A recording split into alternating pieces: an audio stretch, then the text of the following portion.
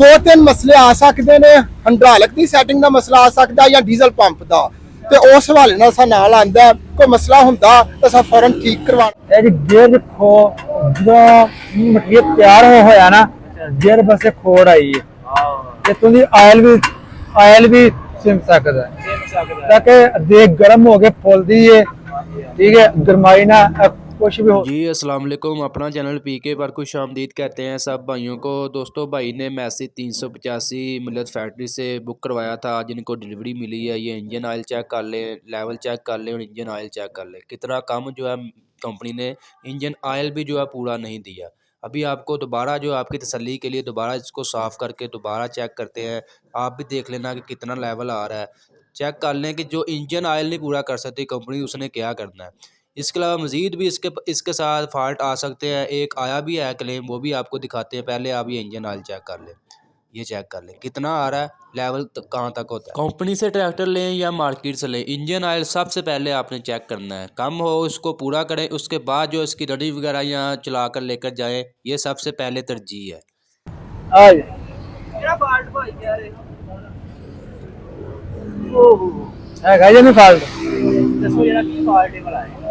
Gear खो जो material तैयार होया ना, गेयर बस खोड़ आई है ते तुंदी आयल भी सिम सकदा है ताकि देख गर्म हो के फुलदी है। ठीक है, गरमाई ना कुछ भी हो सकदा है। इन्ना मतलब कितना बड़ीकी ना तुहां किवें देख लिया इहनूं? मैं बहुत जो कोई शैल लैन आउना, ठीक है, मैं उसे सारे जोड़ में बैटम खोड़ा होंदियां ने। जिमीदार फिर सानू आंदा तू कल चेक करन गया, तू उत्थे चेक नहीं कीता, फिर उन्हें दसी दा। फिर दूजे नंबर ते आन के असीं इहदा बेल्ट चेक कीता, बेल्ट दा ज्यादा बेल्ट लूज है, गड्डी गर्म होंदी है, फिर पानी का सर्कस नहीं पूरा होंदा।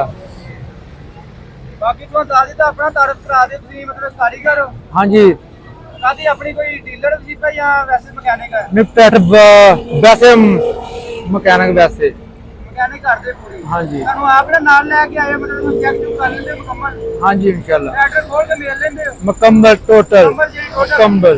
अगर ਤੁਹਾਡੇ ਕੋਲ ਕੋਈ ਕੰਮ ਕੁਮ ਕਰਾਉਣਾ ਹੋਏ ਤੇ ਕਰ ਦਿਓਗੇ? ਜਦੋਂ ਆਖ ਜਿੱਥੇ ਆਖੋ ਅਸੀਂ ਉੱਥੇ ਆਵਾਂਗੇ। ਕਿੱਥੇ ਆਪਣੀ ਰਿਹਾਇਸ਼? ਆਪਣਾ ਸ਼ਹਿਰ ਹੀ ਹੈ, ਟੱਟ ਜਾਣਾ ਨਾਰਾ ਮੰਡੀ। ਰਾਬਤਾ ਨੰਬਰ ਆਪਣਾ ਸ਼ੇਅਰ ਕਰ ਦਿਓ ਜੀ ਠੀਕ ਹੈ। ਦੱਸੋ ਨੰਬਰ ਆਪਣਾ। 0342 ਅੱਗੇ 45 35 251। ਤੇ ਮਗਰ ਅਗਰ ਤੁਹਾਨੂੰ ਬੰਦੇ ਨਾਲ ਲੈ ਕੇ ਆਏ, ਇਹਨਾਂ ਨੂੰ ਖਰਚਾ ਵਗੈਰਾ ਲਿਆ ਜਾਂ ਉਵੇਂ ਹੀ ਲੈ ਗਏ?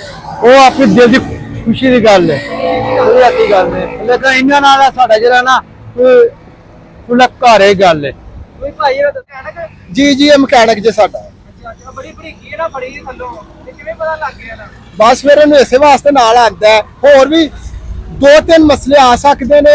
हाइड्रोलिक की सैटिंग का मसला आ सकता है या डीजल पंप का, तो उस हवाले नाल सा नाल आंदा है। कोई मसला हुंदा तो असां फौरन ठीक करवाना सी, लेकिन वो ठीक है, तसल्ली मकैनिक दी आंदा ठीक है बिल्कुल। ਕਿਵੇਂ ਚੈੱਕ ਕਰਨਾ ਚਾਹੀਦਾ? ਥੋੜੀ ਜਿਹੀ ਡਿਟੇਲ ਦੱਸ ਦਿਓ, ਮਾਲੂਮਾਤ ਮਿਲ ਜੇ ਬੰਦੇ। किस तरह चेक करना चाहिए? ਡੀਜ਼ਲ ਪੰਪ ਕਿਵੇਂ ਚੈੱਕ ਕਰੀਦਾ ਅਗਰ ਕੋਈ ਖਰਾਬੀ ਨਿਕਲੇ? ਜਿਸ ਦਾ ਪੰਪ ਸਾਈਜ਼ ਜ਼ਿਆਦਾ ਤਾਂ ਹੋਵੇ ਤੇ ਟਰੈਕਟਰ ਦੀ ਕਰਕ ਵੱਜ ਜਾਂਦੀ ਹੈ।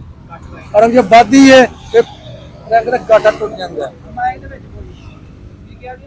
ਜ਼ਿਆਦਾ ਪੰਪ ਤਾਂ ਹੋਵੇ ਤੇ ਮਤਲਬ ਟਰੈਕਟਰ ਦੀ ਸੱਟ ਵੱਜ ਜਾਂਦੀ ਹੈ। ਸੱਟ ਵੱਜਣ ਦੇ ਬਾਵਜੂਦ ਟਰੈਕਟਰ ਦੀ ਟ੍ਰੇਨ ਟੁੱਟ ਜਾਂਦੀ ਹੈ। ਕਣਕ ਵੱਜ ਜਾਂਦੀ ਹੈ। ਹਾਂਜੀ ਬਾਕੀ ਸਪੀਡ ਕਿਹੜਾ ਕਹਿ ਰਹੇ ਫਾਲਟ ਆਂਦਾ? ਪੈਟਰੋਲ ਪੰਪ ਦੀ? ਹਾਂਜੀ ਹਾਈਡ੍ਰੋਲਿਕ ਬਟਨ ਟੱਟ ਚੁੱਕਦਾ ਨਹੀਂ, ਇੱਥੇ ਚੁੱਕ ਕੇ ਵੇਖੀਦਾ। ਔਰ ਫਾਲਟ ਥੱਲੇ ਵੇ, ਆ ਸਭ ਤੋਂ ਵੱਡਾ ਫਾਲਟ ਹੋ ਗੇਟ ਦਾ। ਹਾਂਜੀ ਹਾਂਜੀ, ਉਹਦੇ ਮਤਲਬ ਉਹਦਾ ਹੁਣ ਕੀ ਕੀਤਾ? ਐਂਦੀ ਚੱਲ ਜੇ ਉਹਨਾਂ ਕਿਹਾ ਤੁਸੀਂ ਲੈ ਜਾਓ ਕੋਈ ਕੈਂਪੇਸ਼ ਆਏਗੀ, ਅਸੀਂ ਇੱਥੇ ਹੀ ਹਾਂ। ਅਗਰ ਕੋਈ ਵੀ ਪਰੇਸ਼ਾਨੀ ਆਉਂਦੀ ਹੈ, ਲੀਕੇਜ ਵਗੈਰਾ ਹੁੰਦੀ ਹੈ ਫੇਰ ਕਰਾਓ। ਹਾਂਜੀ ਓਏ ਇਹਨਾਂ ਕੰਪਨੀ ਵਾਲਿਆਂ ਦੀ। ਹਾਂਜੀ, ਉਹ ਤਾਂ ਵੈਸੇ ਵੀ ਕਲੇਮ ਹੁੰਦਾ ਹੀ ਹੈ, ਉਹ ਤੁਸੀਂ ਬਾਅਦ ਵਿੱਚ ਖਾ ਸਕਦੇ। ਬਾਕੀ ਜੋ ਅੱਲਾ ਮਨਜ਼ੂਰ ਹੈ ਓਕੇ ਸੋਹਣਾ ਹੈ ਇੰਸ਼ਾਅੱਲਾ। ਅੱਲਾ ਇਹਨਾਂ ਦੀ ਕਿਸਮਤ ਕਰੇ। ਅੱਲਾ ਇਸ